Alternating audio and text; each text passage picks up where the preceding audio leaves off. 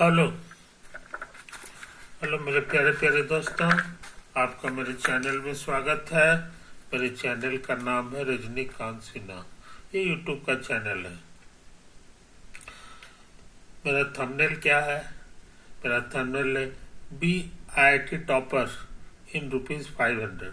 500 रुपया जमा करो मेरे दोस्त, और जिंदगी का लाजवाब सुख भोगो। और वो है IIT में टॉप करने का सुख, है ना। तुम्हें पता होना चाहिए कि हमें पैसा कहाँ भेजना है, तो उसका एड्रेस यहाँ लिखा हुआ है ना।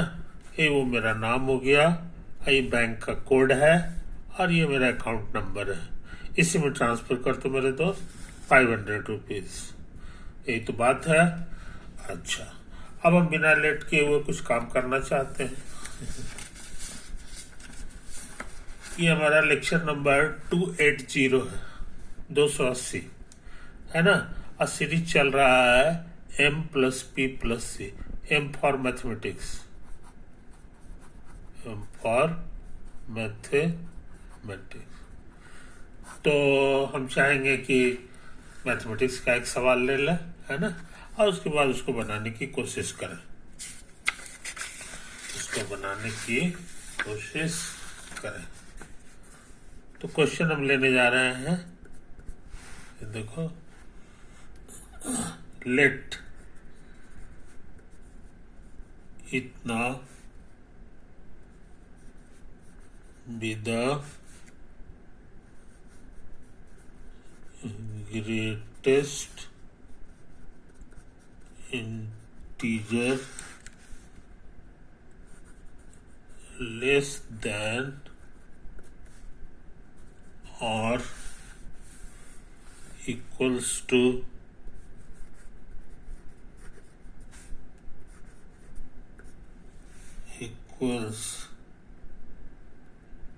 x. Then at which of the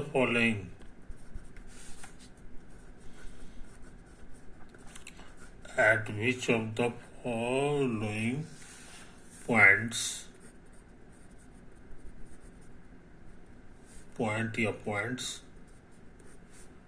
the function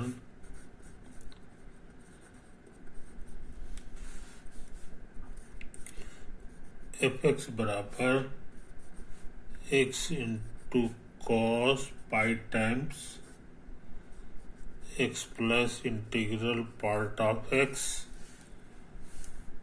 is discontinuous,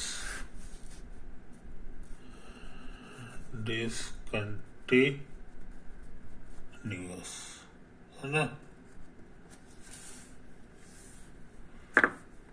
options दिए हुए हैं x-1, x0,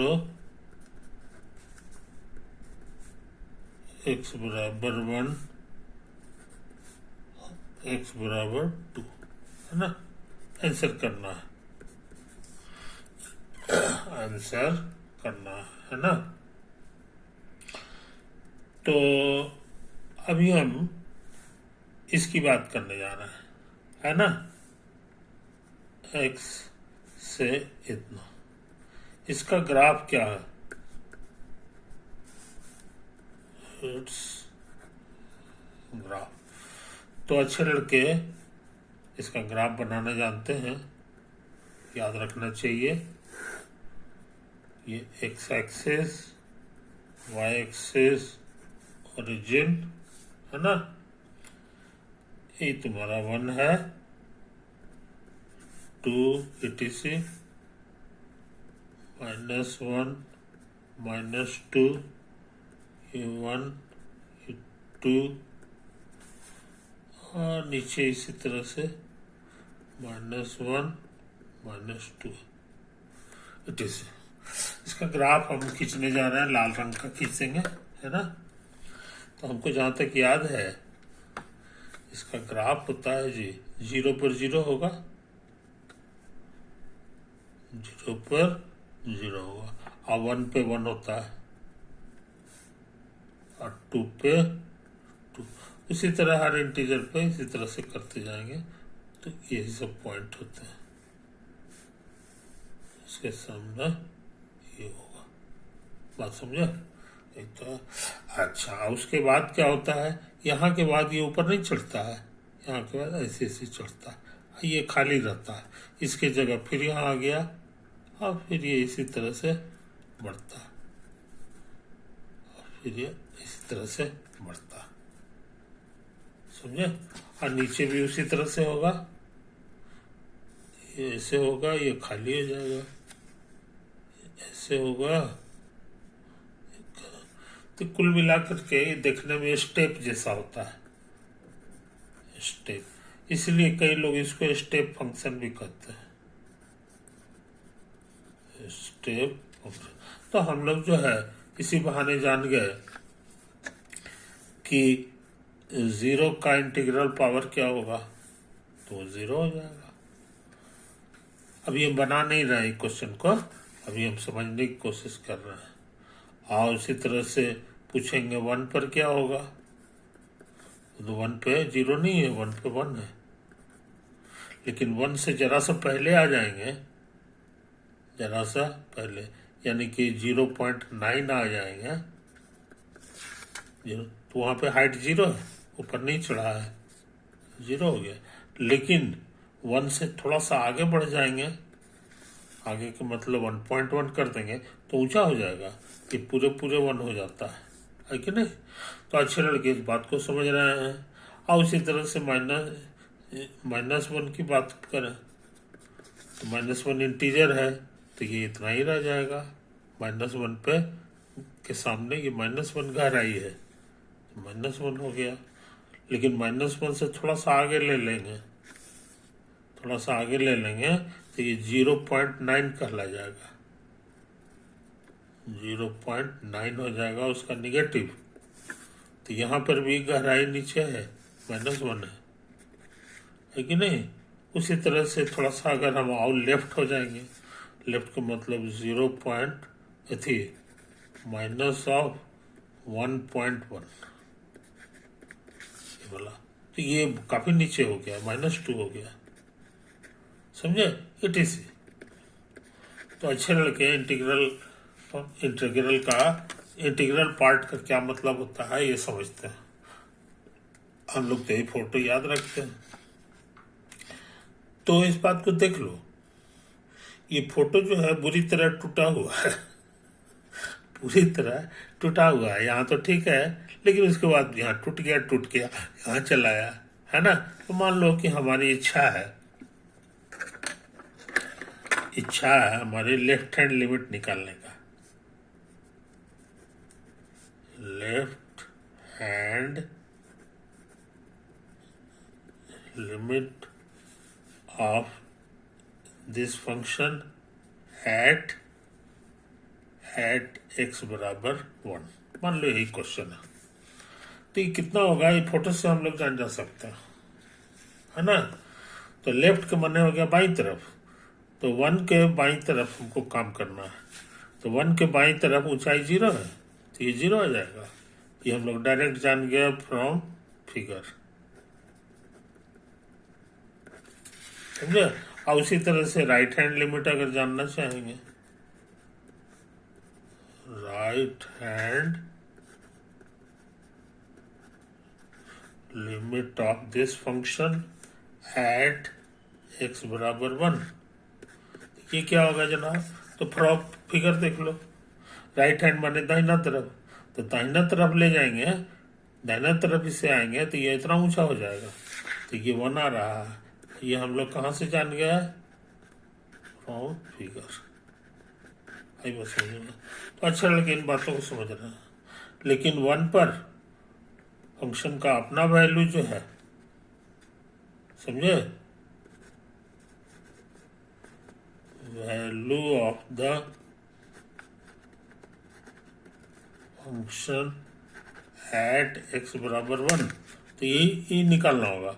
ये कितना है ये देखना आसान है, तो 1 के सामने ऊंचाई हमारी 1 है, ये 1 हो जाएगा, है कि नहीं? तो इस चीज को समझ लो, इस चीज को समझ लो। तो यहां पर हमारा लेफ्ट हैंड लिमिट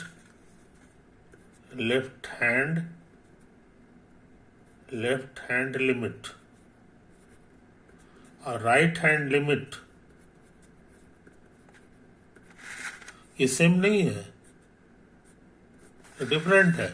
यहाँ 0 था और यहाँ 1 है, तो देखो यहाँ पर 1 है कि नहीं? ये इशारा किया है कि सेम नहीं है। तो जब सेम नहीं रहता है तो हम लोग कहते हैं कि here limit does not exist, limit does not exist at x बराबर 1। समझे? यही चीज है, इस चीज को समझ लो। तो लिमिट एग्जिस्ट नहीं किया, और साथ साथ जो है, जब लिमिट एग्जिस्ट नहीं किया तो ऐसी हालत में कंटिन्यूअस नहीं है। So it is not continuous,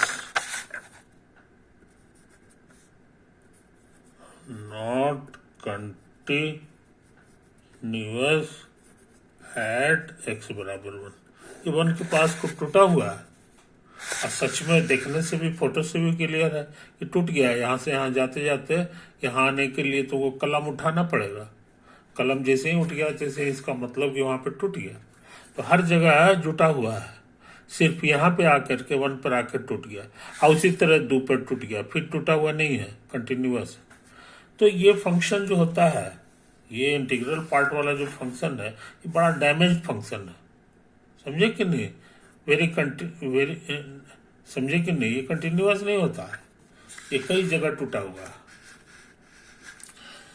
तो इन बातों को समझ लो,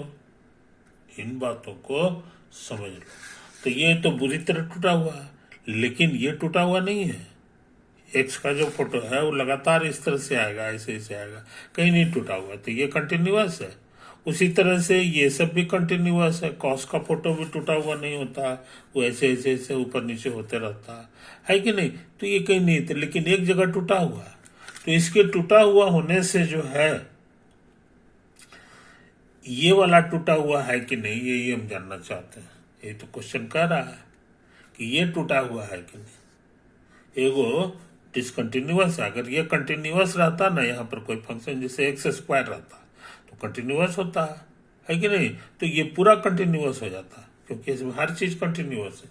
लेकिन एक चीज भी डिसकंटिन्यूअस हो गया है कि नहीं, तो ये तुम्हारा कंटिन्यूअस हो, ये कोई जरूरी नहीं, डिसकंटिन्यूअस भी हो सकता है। तो कहाँ कहाँ डिसकंटिन्यूअस है पता लगाना है। तो कुछ पॉइंट पे कंटिन्यूअस होगा, कुछ पॉइंट पे डिसकंटिन्यूअस होगा, है कि नहीं? तो इसी में से ऑप्शंस तुमको देना है कि ये है, ये सब में से है। कई आंसर भी हो सकता है इसके, है ना? मल्टीपल चॉइस क्वेश्चन है। तो अभी तक हम क्वेश्चन समझ रहे थे, अभी हम बना नहीं रहे हैं, लेकिन अंदाज लगा रहे हैं। अंदाज लगा रहे हैं। तो हमको लगता है कि जो हाल 1 पे होगा वही हाल 2 पे होगा, क्योंकि फोटो जो है सिमिलर है कि नहीं? सिमिलर फोटो है, तो जो हाल 1 के सामने होगा वही हाल 2 के सामने होगा। खाली ऊपर नीचे होगा, टूटा हुआ है कि नहीं देखने के आसान, और वही हाल -1 पे भी होगा, है कि नहीं? यही तो है कहानी। इसीलिए हाँ, अभी हो सकता है इसमें भी वही हो, है कि नहीं? इसलिए जो डाउटफुल है वो यही है, 0 है। 0 पे हो सकता है कुछ तमाशा डिफरेंट हो, क्योंकि x का वैल्यू 0 भरेंगे तो समुच्चय स्वाहा हो जाता है। समझे कि नहीं? तो ये जो है कंट्रोल हो रहा है x से, समझे कि नहीं? x से गुना होकर के होता, ये सब उतना से यहाँ पर नहीं। तो यही सब कहानी। तो कहने का मतलब हमको फिक्स करना है, तो हम अंदाज से करते हैं। अभी हम सवाल बना नहीं रहे हैं, अंदाज करते हैं कि होनो है यहाँ पे कंटिन्यूअस है, और ये तीनों जगह जो है डिसकंटिन्यूअस होगा। समझे कि नहीं? अब इसको चेकिंग करने जा रहा है, तो ऐसा करते हैं, इसके लिए अगला पन्ना खर्चा करेंगे, है कि नहीं? तो हमको क्या क्या चीज निकालना होगा। अभी हम चेकिंग करने जा रहे हैं, चेकिंग एट x बराबर -1, ये वाला पॉइंट पे चेकिंग करने जा रहे हैं, है कि नहीं। फोटो का यूज नहीं करेंगे, फोटो का यूज नहीं करेंगे। इसी तरह एनालिटिकली इसको करने जा रहे हैं। तो ये चीज समझ लो, कभी कभी फोटो धोखा देता है, लेकिन ये जो टेक्निक करने जा रहे हैं एनालिसिस के द्वारा, वो धोखा नहीं देता है। तो तुमको यही सब टेक्निक सीखना है। अब वो क्या है, हमको निकालना चाह रहे हैं left hand limit, left hand limit of fx as x tends to -1। इसका क्या मतलब होता है, ऐसा समझ लो। लिखेंगे लिमिट, और ये फंक्शन f है हमारा, अब -1 के लेफ्ट को माने बाई तरफ, तो बाई तरफ का मतलब हो गया कि थोड़ा सा पीछे चले जाओ, माइनस एप्सिलॉन। एप्सिलॉन हमारा पॉजिटिव है, एप्सिलॉन हमारा टेंड कर रहा है 0 की ओर। तो एनालिसिस वालों की नज़र में लेफ्ट हैंड लिमिट का मतलब यही हो गया है ना, f of -1 minus epsilon, epsilon tending to 0, epsilon is positive. अब इसको कैलकुलेट करना है, तो limit epsilon tending to 0, epsilon is positive, f का वैल्यू निकालने में ये फॉर्मूला मदद करेगा। कि कहता है x की जगह इतना बड़ा चीज लिखना होगा, कॉस ये पाई, x की जगह ये लिखना होगा, -1 माइनस एप्सिलॉन का इंटीग्रल पार्ट, है कि नहीं, ये तो है। अच्छा, अभी सब उतारो,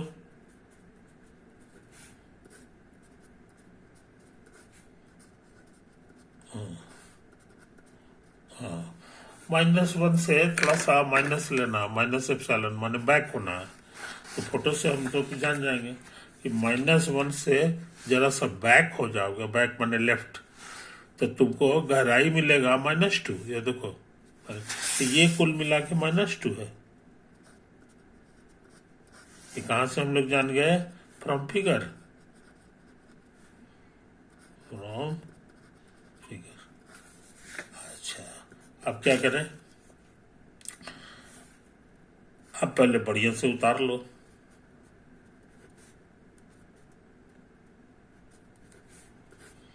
-1 माइनस एप्सिलॉन कॉस पाई, और ये दोनों मिलजुल करके हो जाएगा -1 प्लस 1 माइनस एप्सिलॉन, बस।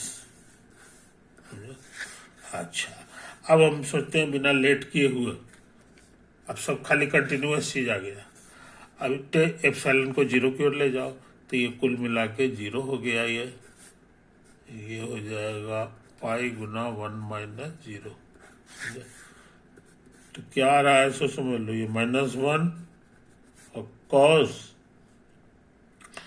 कॉस पाई, और कॉस पाई का वैल्यू याद होगा, -1 होता, तो ये 1 हो गया। तो लेफ्ट हैंड लिमिट हम लोग निकाल चुका।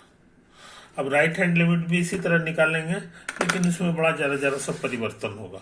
तो हम दोबारा नहीं लिखना चाह रहे हैं, रेड कलर से हम शो कर रहे हैं राइट हैंड लिमिट, है ना। बाकी सब वही होगा, सिर्फ यही माइनस की जगह प्लस हो जाता है। एप्सिलॉन में माइनस की जगह प्लस, तो जहां जहां एप्सिलॉन है वहां प्लस कर दो, चिन्ह बदल दो, है कि नहीं। तो यहाँ पे तुम्हारा हो जाएगा, और यहाँ भी चेंज होगा, ये हो जाएगा, ये भी चेंज होगा, है कि नहीं। बाकी अच्छा, ये भी चेंज होगा। अच्छा, ये प्लस है, और ये तुम्हारा प्लस है ना। हाँ, यहाँ पे सावधान हो जा, यहाँ पे सावधान हो जा। यहाँ पे राउज एक गड़बड़ हो गया, इंटीग्रल पार्ट हमको निकालना था, है ना, ये प्लस वाले का। तो -1 में प्लस एप्सिलॉन जोड़ दिए, तो ये थोड़ा दाहिने तरफ चला गया। तो -1 के दाहिने तरफ फोटो बनाएंगे, देखो यहाँ -1 है, इसके दाहिने तरफ आएंगे तो हमको गहराई -1 है ना। इधर आने पर गहराई दूसरा था, यहाँ पे -1 होगा, इसलिए सुधार लो। ये जो नंबर है ये तुम्हारा हो जाएगा -1। समझे? ये तो है। तो ये माइनस माइनस प्लस हो गया तो ये खत्म हो गया, है कि नहीं? ये खत्म हो गया तुम्हारा, ये ये ये 1 नहीं रहा, ये सिंपली 0 हो जाएगा, है कि नहीं? लाल रंग से हम शो कर दिए हैं। तो ये तो है कहानी, तो ये खत्म हो गया। अब एप्सिलॉन को 0 की ओर ले जाएंगे तो पूरा 0 हो जाएगा। तो ये पूरा तुम्हारा क्या होने जा रहा है यहाँ के बाद से समझ लो। लाल रंग से हम लिख रहे हैं तेजी से, तो ये तो 0 हो जाएगा। सीधे -1 और गुना कॉस, और ये तुम्हारा तो 0 हो गया। ये भी 0 है, तो 0 से पाई को गुणा करोगे तो 0 हो जाएगा। कॉस 0 1 होता है। अरे सॉरी, ये -1 आ गया तुम्हारा, और यहाँ तुमको क्या आया है कि नहीं? ये दोनों डिफरेंट आ गया। जब डिफरेंट आ गया तो क्या हम लोग लिखेंगे? So limit does not exist.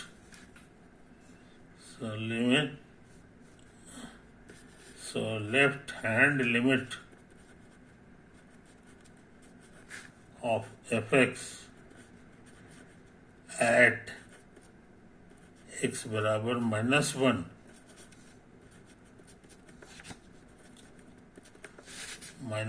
does not exist।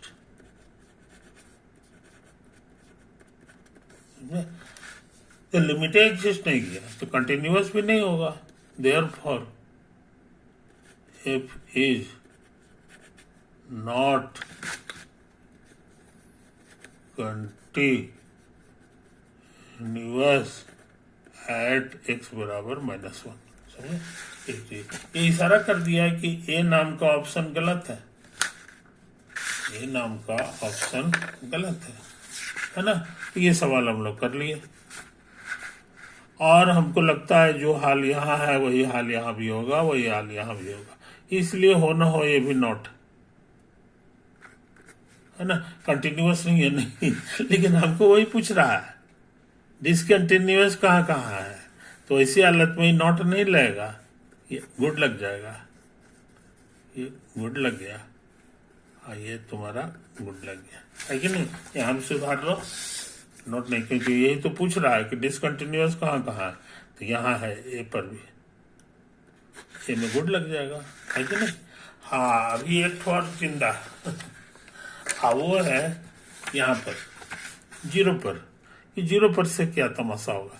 यहाँ पे x है, 0 आएगा तो हो सकता है समुच्चय को कंट्रोल इसी से होता होगा, है कि नहीं? यही तो है। तो ऐसा करते हैं, बिल्कुल यही काम दोबारा करेंगे, दोबारा इधर करेंगे। अब हम लोग लिख लें, यहाँ लिख रहे हैं चेकिंग एट x बराबर 0। अब 0 पे काम करने जा रहे हैं, तो फिर लिखो left hand limit of fx at x बराबर 0। इसका क्या मतलब होगा सो समझ गए? लिमिट f ऑफ, यही वाला 0 यहाँ उतार दो इस बार। लेफ्ट का मतलब हो गया -एप्सिलॉन। एप्सिलॉन तुम्हारा पॉजिटिव है, एप्सिलॉन धीरे धीरे 0 की ओर भी जा रहा है, इसका मतलब हुआ, है कि नहीं? अब तेजी से काम करें। Epsilon tending to 0, epsilon is positive, F of -epsilon हो गया। एफ का वैल्यू कैसे निकलता है? यहाँ पे लिखा हुआ है ना? तो x की जगह -एप्सिलॉन भरेंगे, तो -एप्सिलॉन कॉस पाई, x की जगह -एप्सिलॉन, फिर -एप्सिलॉन का इंटीग्रल पार्ट।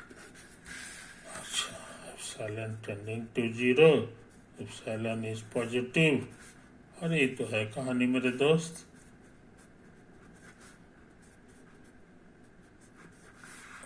ये -एप्सिलॉन हो गया, ये कॉस है, ये पाई है, माइनस एप्सिलॉन, माइनस एप्सिलॉन का इंटीग्रल पार्ट निकालना है तो ये फोटो से निकल जाएगा। माइनस एप्सिलॉन तुम्हारा इधर होगा, यहाँ पर फंक्शन का लाल रंग का जो वैल्यू है वो नीचे की ओर डूब रहा है, कितना है तो -1 है, ये -1 तुम्हारा बनने जा रहा है ना। अब तो इस एप्सिलॉन को 0 करना है तो ये भी 0 होगा,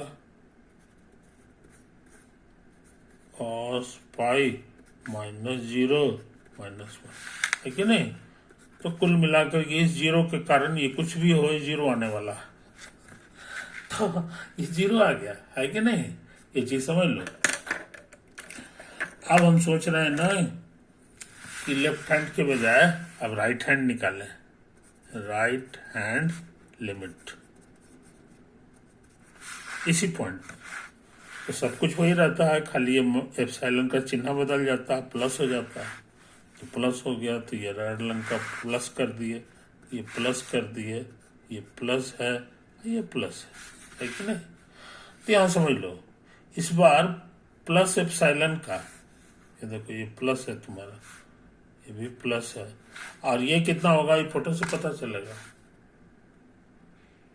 समझे कि नहीं। प्लस एप्सिलॉन कहाँ होता है ऐसे समझ लो, प्लस एप्सिलॉन तुम्हारा यहाँ पे होता है,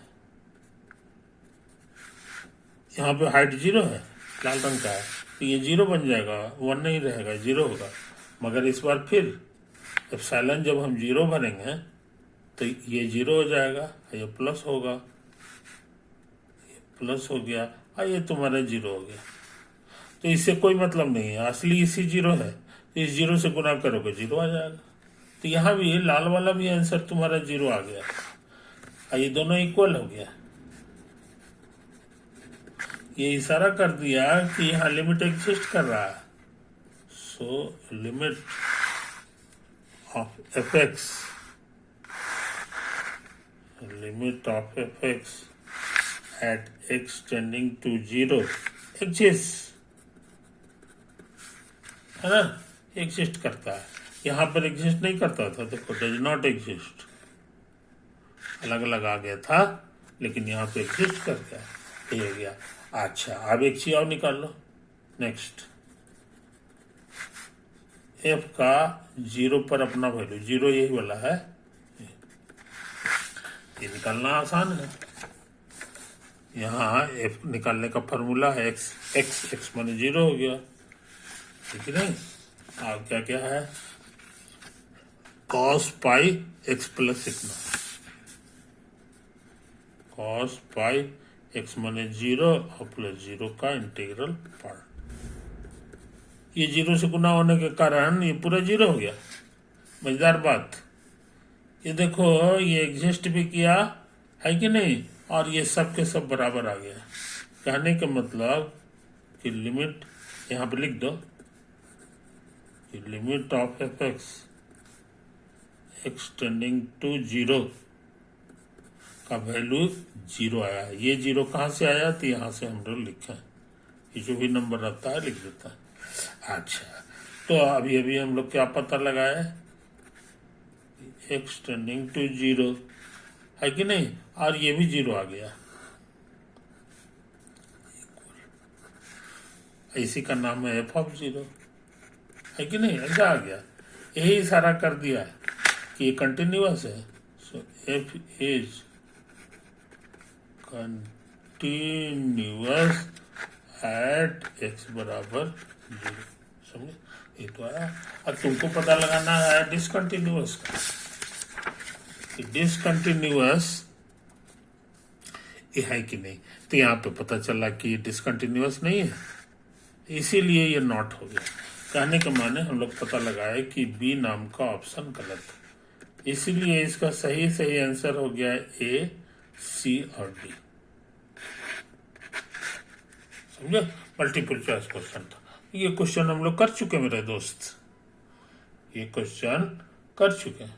तो ये क्वेश्चन तुम्हारा आईआईटी में आया हुआ है, एडवांस में आया हुआ है, IIT JEE एडवांस का ये क्वेश्चन था जो हम लोग कर चुके हैं, है कि नहीं। तो अंदाज से भी हम लोग कुछ पता लगा लिए थे, और नहीं तो फिर कैलकुलेशन से पक्का हो गया कि कैसे कैसे इसका कैलकुलेशन अंदर अंदर होता है। तो इस बात को समझ लो। मोटा मोटी इसका फिजिकल मीनिंग हो गया कि डिसकंटिन्यूअस है, इसका मतलब वहां पे टूट गया है।